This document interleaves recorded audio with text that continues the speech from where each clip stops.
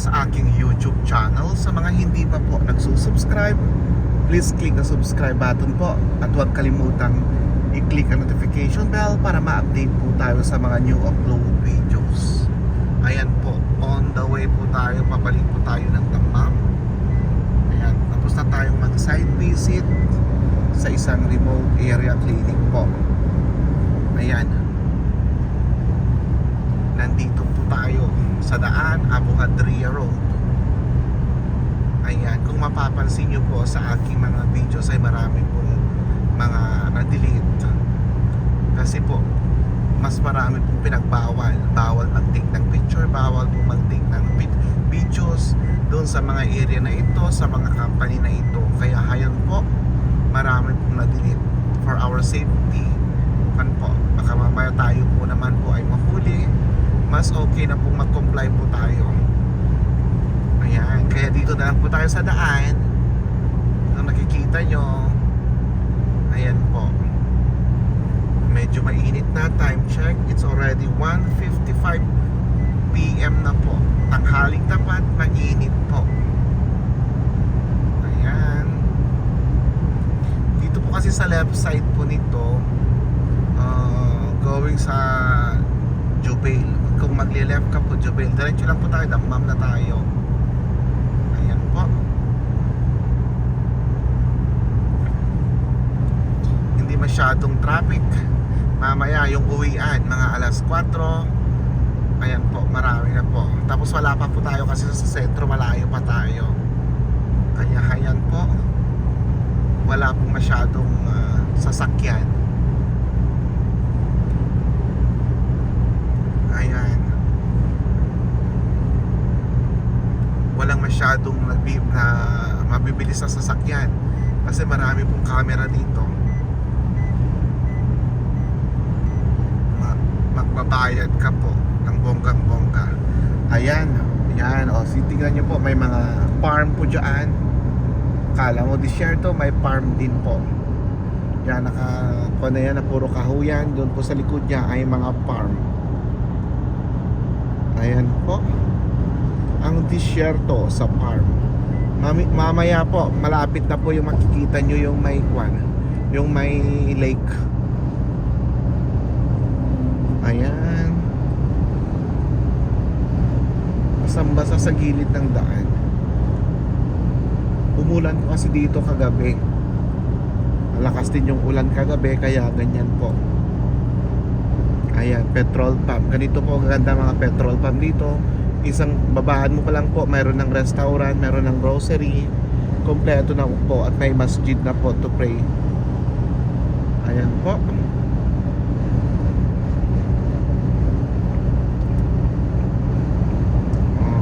Tignan nyo po, marami pa rin mga mga damo-damo. Akala mo disyerto lang, may mga damo-damo pa rin. Ayan po, malapit na rin dito yung may lake.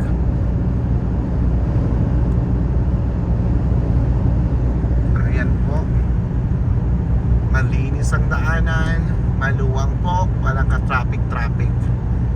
Ito ang buhay dito po sa Saudi Arabia, sa eastern part po. Dito tayo sa Damam. Ayan,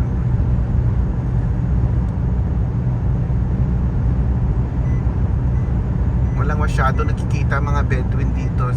Wala po mga Bedouin masyado dito. Yung mga nag-aalaga po o nagpapastol po ng mga camel, wala po. Ayan, nandito na po yung sinasabi ko sa inyo. May tubig dito sila. May lake maliit. May mga hito po ata dyan. Ayan po, malawak din ang kanilang small lake. Ayan po, malawak din po. Sa gustong mangisda, go lang po ng go. Ayan, hanggang doon. Malawak, lalo at umulan pa kagabi, kaya ganyan. Ayan po,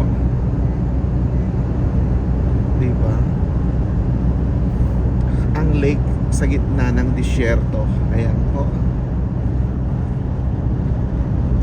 Ayan, kung hindi ako nagkakamali, mayroon pa ang susunod.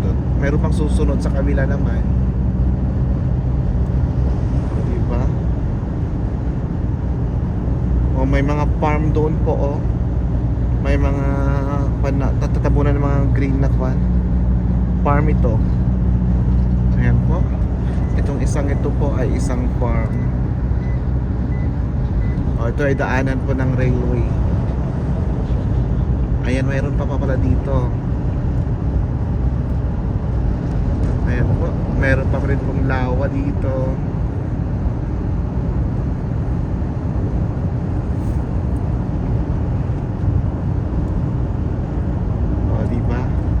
Masarap mag-picnic dyan pag taglamig, pero tag-init ay Diyos mio, para kang binibilad po sa araw, para kang dinadaing.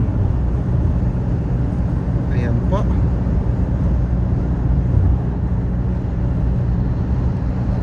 Diba ang lake nila?